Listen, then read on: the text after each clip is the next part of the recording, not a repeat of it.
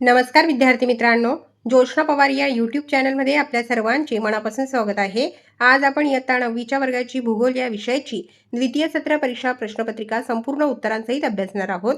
ही प्रश्नपत्रिका एकूण 40 गुणांची आहे आणि वेळ हा 2 तासाचा देण्यात आलेला आहे. तुम्हाला जर 9वीच्या वर्गाच्या इतर विषयांच्या प्रश्नपत्रिका अभ्यासायच्या असतील तर आपल्या डिस्क्रिप्शन बॉक्समध्ये इयत्ता 9वी प्रश्नपत्रिका प्लेलिस्ट देण्यात आलेली आहे. ती प्लेलिस्ट पहा आणि इतर विषयांच्या प्रश्नपत्रिकेचा देखील सराव करा. प्रश्न पहिला, कंसात दिलेल्या पर्यायांपैकी योग्य पर्याय निवडून विधाने पूर्ण करा. 4 गुणांसाठी आहे प्रश्न पहिला. आपण उत्तरांसहित वाचू. पहिले विधान, पृथ्वीवर दिवस आंतरराष्ट्रीय वाररेषेच्या पश्चिम दिशेला सुरू होतो. 2. व्यापार ही एक महत्त्वाची आर्थिक क्रिया आहे. 3. सर्वात जलद वाहतूक मार्ग हवाई मार्ग हा आहे. 4. खालीलपैकी श्रीनगर हे थंड हवेचे ठिकाण आहे. प्रश्न दुसरा 4 गुणांसाठी आहे. योग्य जोड्या जुळवा. 1. म्हैसूर, त्याचा ब पर्याय बरोबर आहे कर्नाटक. 2. संदेशवहन, त्याचा ड पर्याय बरोबर आहे कृत्रिम उपग्रह. 3. तंत्रज्ञानाचा विकास व यांत्रिकीकरण, त्याचा ई पर्याय बरोबर आहे नागरीकरण. आणि 4. अर्थशास्त्र, त्याचा अ पर्याय बरोबर आहे ओइकोनोमिया. प्रश्न तिसरा 4 गुणांसाठी आहे. खालील प्रश्नांची एका वाक्यात उत्तरे लिहा. 6 पैकी कोणत्याही 4 प्रश्नांची उत्तरे लिहायची आहे.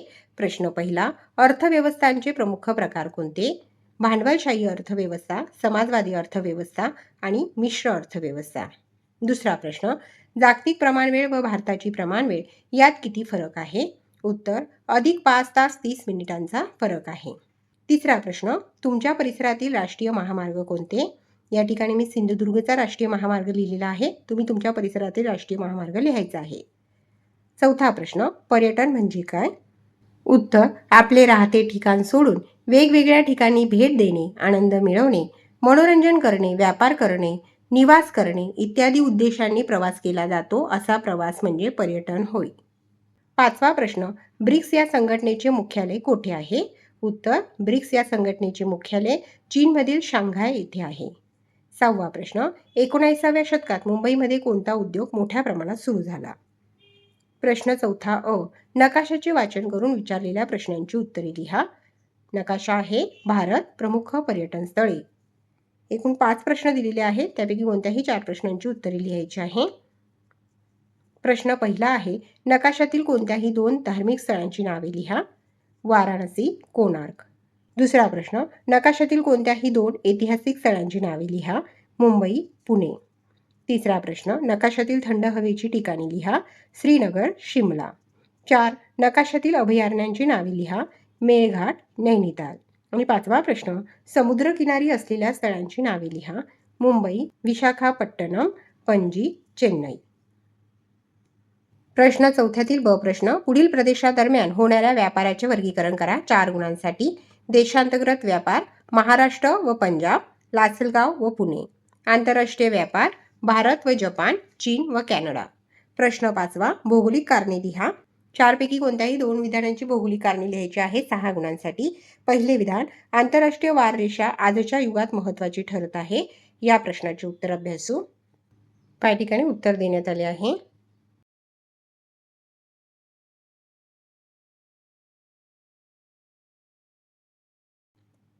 दुसरे विधान, अर्थव्यवस्थेची सुरुवात घरापासून होते.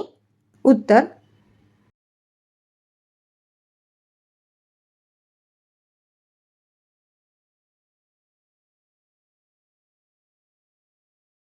तिसरे विधान, औद्योगिकीकरणामुळे शहरांचा विकास घडून येतो. आणि चौथे विधान, वर्तमानपत्रांचा उपयोग संदेशवहनासाठी होतो. 4 पैकी आपण पहिल्या 2 प्रश्नांची उत्तरे अभ्यासली. प्रश्न 6वा अ, सांख्यिकीय माहितीच्या आधारे रेषालेख तयार करा. 2 गुणांसाठी. वर्ष आणि नागरी लोकसंख्या टक्केवारीमध्ये देण्यात आलेली आहे आणि त्यावर आधारित रेषालेख आपल्याला तयार करायचा आहे. प्रश्न 6व्यातील ब प्रश्न आहे. खालील प्रश्नांची थोडक्यात उत्तरे लिहा. 3 पैकी कोणत्याही 2 प्रश्नांची उत्तरे लिहायची आहेत. 4 गुणांसाठी. प्रश्न पहिला, धार्मिक व सांस्कृतिक पर्यटनातील फरक सांगा. या प्रश्नाचे उत्तर अभ्यासू. देवदर्शन, यात्रा इत्यादी कारणांसाठी केले जाणारे पर्यटन म्हणजे धार्मिक पर्यटन होय. या उलट संस्कृतीचा अभ्यास करण्यासाठी केले जाणारे पर्यटन म्हणजे सांस्कृतिक पर्यटन होय. धार्मिक पर्यटनात देवदेवतांच्या मंदिरांना, साधू संतांच्या समाधीस्थानांना भेटी देणे, त्या स्थळी विविध धार्मिक विधी करणे इत्यादी बाबींचा समावेश होतो. या उलट सांस्कृतिक पर्यटनात एखाद्या ठिकाणच्या चालीरीतींची, लोककलांची, रूढी परंपरांची माहिती मिळवणे व तेथील लोकजीवन प्रत्यक्ष अनुभवणे इत्यादी बाबींचा समावेश होतो. दुसरा प्रश्न, जागतिक व्यापार संघटनेचे उद्देश लिहा. उत्तर, आंतरराष्ट्रीय व्यापाराच्या वाटाघाटींसाठी व्यासपीठ उपलब्ध करणे, व्यापारविषयक मतभेद हाताळणे, सदस्य राष्ट्रांच्या व्यापारविषयक धोरणांवर देखरेख ठेवणे, विकसनशील देशांसाठी तांत्रिक सहाय्य व प्रशिक्षण उपलब्ध करून देणे. तिसरा प्रश्न, अर्थव्यवस्थेची कार्ये लिहा. प्रश्न 7वा, खालील प्रश्नांची सविस्तर उत्तरे लिहा. 3 पैकी कोणत्याही 2 प्रश्नांची उत्तरे लिहायची आहेत 8 गुणांसाठी, म्हणजे प्रत्येक प्रश्नाला या ठिकाणी 4 गुण मिळतील. प्रश्न पहिला, संदेशवहनाचे महत्त्व स्पष्ट करा. या प्रश्नाचे उत्तर अभ्यासू. पहा, या ठिकाणी उत्तर देण्यात आले आहे.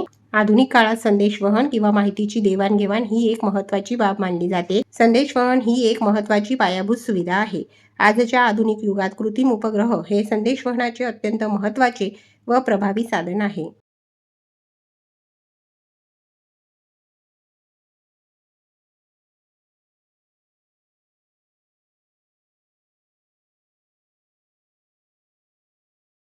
दुसरा प्रश्न, शहरातील झोपडपट्ट्यांची संख्या वाढत आहे.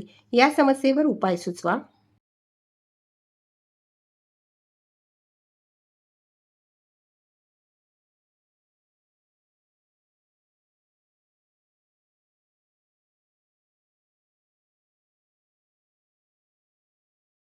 आणि तिसरा प्रश्न आहे, व्यापार संतुलन म्हणजे काय ते सांगून व्यापार संतुलनाचे प्रकार स्पष्ट करा.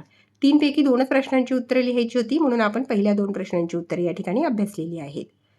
पहा विद्यार्थी मित्रांनो, या ठिकाणी आपण इयत्ता 9वीच्या वर्गाची भूगोल या विषयाची द्वितीय सत्र परीक्षा प्रश्नपत्रिका संपूर्ण उत्तरांसहित अभ्यासली. व्हिडिओ आवडल्यास व्हिडिओला लाईक करा आणि चॅनलला सबस्क्राईब करून ठेवा, जेणेकरून या पुढचे जे नवनवीन शैक्षणिक व्हिडिओ मी यूट्यूबवर टाकेन त्याची नोटिफिकेशन अगोदर तुमच्यापर्यंत पोहोचेल.